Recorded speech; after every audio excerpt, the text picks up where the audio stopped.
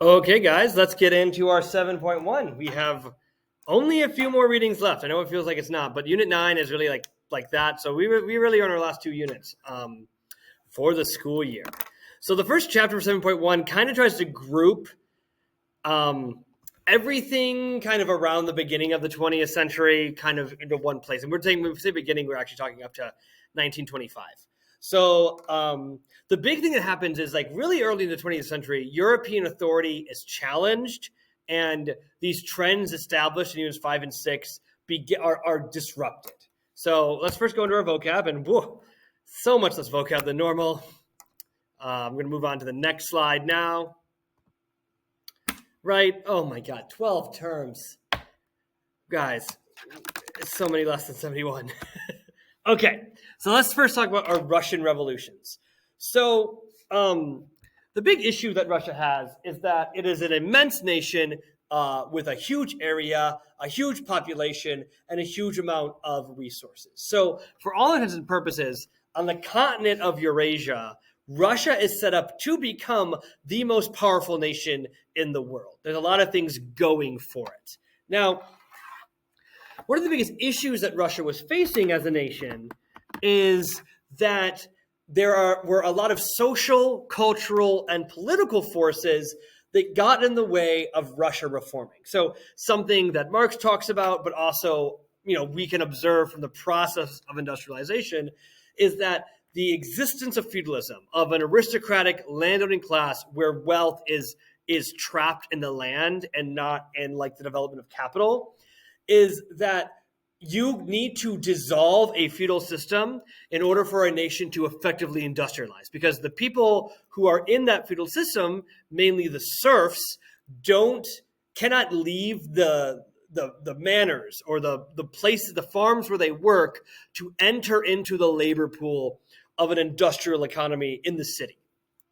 So Russia begins experiencing a great deal of pressure to reform their social system, which had been this feudalistic order that had been around for 500, 600 years. Now, what's really important about this reform movement that's going to free the serfs and bring them into urban environments is that when serfdom is abolished in the 1870s, it is done with little input from all of the stakeholders of Russia. That because Russia was an aristocracy led by this single political entity, the Tsar took the input of the aristocracy on the abolition of serfdom. And so what you have is a manumission, and manumission means like the abolition or the end of serfdom, of serfs, the manumission of serfs, in a compromised way, where in a lot of ways, serfs, even though they were freed, were forced to purchase their freedom or work off the expense of their freedom to their former lord, to their former, like the boyar that used to be in charge of, like, who used to own their contract and things like that. And so when serf abolitionists advocated for the end of serfdom, they promised and expected a degree of social mobility. And the compromised nature of the abolition of serfdom did not give that social mobility. And then when people start moving into the cities, eventually they're moving into this industrial quagmire, which we already know based on the explosives factory and the mill and all that stuff, that industrialization also is not a guarantee of social mobility either. That what we see in Russia from the 1870s on is an immensely politically unstable society. Okay? So Russia really struggles, and is really struggling going into the 20th century because there's all this political disorder, all these former serfs and other people who are participating in industrialization are not experiencing the benefits of industrialization. So we have a lot of economic inequality, social inequality has persisted, and then politically, Russia has some oopsies. So AMSCO emphasizes the Crimean War. I do not think that's as important as they're saying. I think when we're talking about the 20th century, the Russian loss in the Russo-Japanese War is a pivotal moment. So Russia is a powerful nation. Japan has aspirations in East Asia as well. Japan sees a vulnerability in Russia. They attack Russia. Russia tries to respond, and Japan just beats the crap out of them. And that defeat is a catalyst for some internal disorder called the Petrograd Revolution in 1905. And this revolution happens after a massacre of Russian civilians at an event called Bloody Sunday, where the Tsar's troops fired on demonstrating crowds who were demonstrating for democratic reform, for social and economic reform as well. And as a consequence of the Bloody Sunday, the people revolted, and the Tsar signed a constitution, and Russia became a constitutional monarchy that was nominally democratic. It had a democratic system, but also served at the power of the Tsar himself. Then there's a fateful moment when Russia joins World War One. Sorry, they don't do well in World War One either. The Russian economy becomes strained, supporting the war effort. People become even more discontent. The reforms promised in the 1905 revolution are not followed through on. So there's another revolution.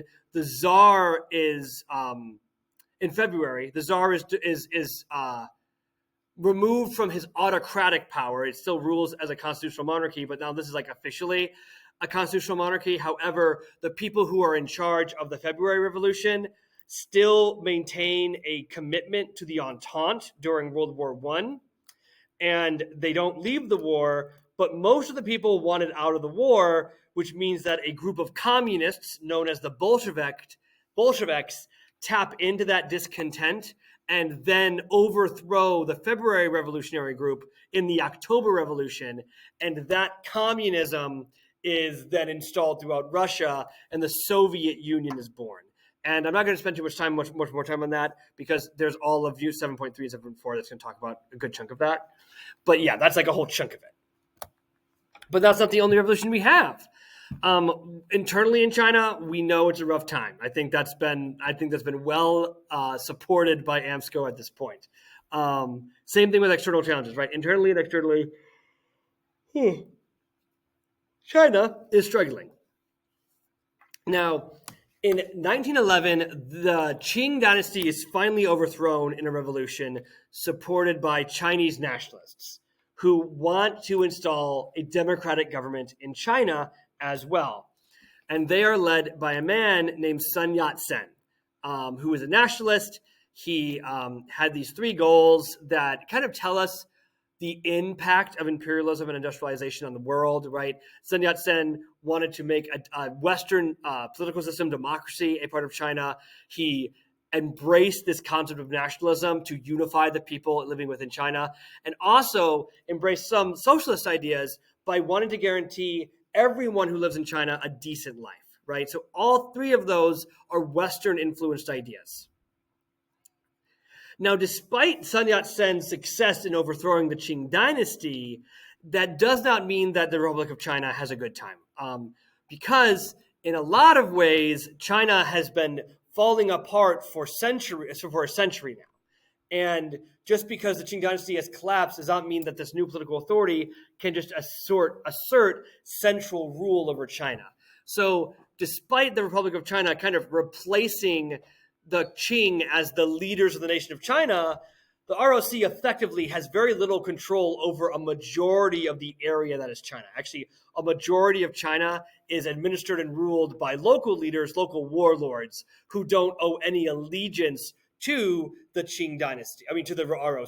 So that's where China is. China is very weak at this point, but now the Qing dynasty has been defeated and overthrown.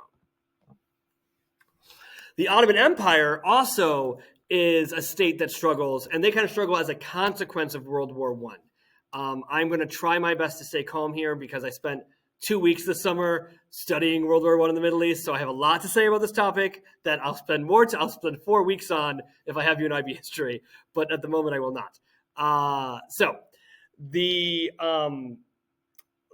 timbre of the traditional historiography of the Ottoman Empire during this period is that it was referred to as the sick man of Europe, that it was a state that had historically been very strong, but had failed to industrialize and had become weaker and weaker. And in many ways, that was true. They depended upon the West for support and protection, mainly because the Ottomans' greatest rival were the Russian Empire, that was a much stronger and expansionist state. But within the Ottoman Empire, there were people who saw this problem and were actively trying to improve the Ottoman Empire. And the larger group that we're talking about here, they were referred to as the Young Turks. And this is only one set of many different nationalist movements in the Ottoman Empire. Because if you recall, the Ottoman Empire was an amalgamation of many different ethnic groups: Turks, Arabs, Armenians, Balkan peoples, things like that. But nominally, the Young Turks wanted to restore the Constitution of 1878 that we talked about in a previous chapter. They were Ottomanist, which means that actually, initially, they wanted to embrace the pluralistic identity of the Ottoman Empire and say, you can be an Armenian, a Turk, and an Arab, and Ottoman too. What's really important, though, is that the Young Turks say that, but in many ways, their positions, especially as they go later and later in the power, because eventually they overthrow the Ottoman Sultan and install a temporary democracy in the Ottoman Empire. The Young Turks are more Turkish nationalist and Islamic nationalist. So as time progresses and the Ottoman Empire faces more and more challenges leading into World War I, the Young Turks become more radicalized for a variety of reasons, and which I can talk about, we can talk about in a book talk. But like, they become radicalized for a variety of reasons, and so they look for more concrete things to unify the most amount of Ottomans, and so they focus on Turkish culture, and they focus on Islam to unify the people, which means that non-Muslims and non-Turks begin to become ostracized by the Ottoman government, which is going to lead to the Armenian genocide, and we talk about that in the mass genocide chapter of this textbook. So the Ottomans are in a rock and hard place. They need European investment to protect themselves, but also the Europeans are only using Ottomans to how they can benefit them, right? They perceive Russia as their greatest threat, which means that they kind of know that if they join the side of World War I that has the Russians on it, when the Russians take care of all their adversaries, there's no one who has a vested interest in obstructing Russian expansion, which means there's no one who has an interest in stopping Russia from expanding into the Ottoman Empire. So in a lot of ways, the Ottomans are kind of coerced by the diplomatic reality of the situation to join Germany, and they lose, because that's who loses World War I. And then the Ottoman Empire is forced to sign a very brutal treaty. The Ottoman military rejects it. They follow a man named Mustafa Kemal, who eventually becomes known as Ataturk. The Ottoman military becomes Turkey, the nation of Turkey, who resist this unfair treaty the Europeans impose on them. And eventually they successfully defeat the Europeans in the Turkish War of Independence, that is like the continuation of World War I. That, like, when you talk to a Turkish person or a Ottoman historian, they would say that the World War I begins in 1908 and ends in 1923, instead of the years of 14 to 18 that you've been taught in your probably experience. And Ataturk is a Turkish nationalist and also a secularist. So he's actually not pro-Islamic like the Young Turks was, though he was a Young Turk and stuff like that. And here's our final slide, and that's the Mexican Revolution. So you learned a little bit about Porfirio Diaz in Unit 6. Diaz was a conservative. He was someone who had a good coalition of conservatives behind him. He had the support of the United States in many ways. He especially attracted American business interests into Mexico. And so a lot of wealth happens in Mexico, but that wealth is not equally distributed. That a lot of people some people make money, a lot of people don't under the Diaz rule. The revolution in Mexico begins because people are critical of Diaz. The kind of principal leader of the criticism of Diaz is a man named Francisco Madero, who was eventually jailed. Sorry, guys, doing these videos in 8th period. Ooh. And also, so Diaz being arrested. Madero being arrested by Diaz is like the straw that breaks the camel's back because there's all this general discontent about Diaz's policies. Madero eventually escapes and then carries out a campaign against the Diaz government. Men like Francisco Pancho Villa is a populist ruler, so he isn't necessarily like someone who has like a very strong political alignment, but he does have a big following. In fact, at one point, Pancho Villa kind of goes to the United States and like does some things there, which motivates an American intervention in Mexico during the revolution. Emiliano Zapata is someone who lives in southern Mexico, who tries to advocate for indigenous Mexican rights and also has a lot of socialist themes in his rhetoric. The revolution is very bloody, kills millions of people. It's destructive to the Mexican economy. However, eventually the Diaz government kind of collapses. A more liberal government is installed. It's a more equality-minded constitution that replaces the more despotic government of Diaz. And then the PRI, the Institutional Revolutionary Party, maintains stability in Mexico for about a century, until like the year 2000, about 80 years of stability. So that is 7.1, and we have 2 more videos to get through. So I'll see you guys in those.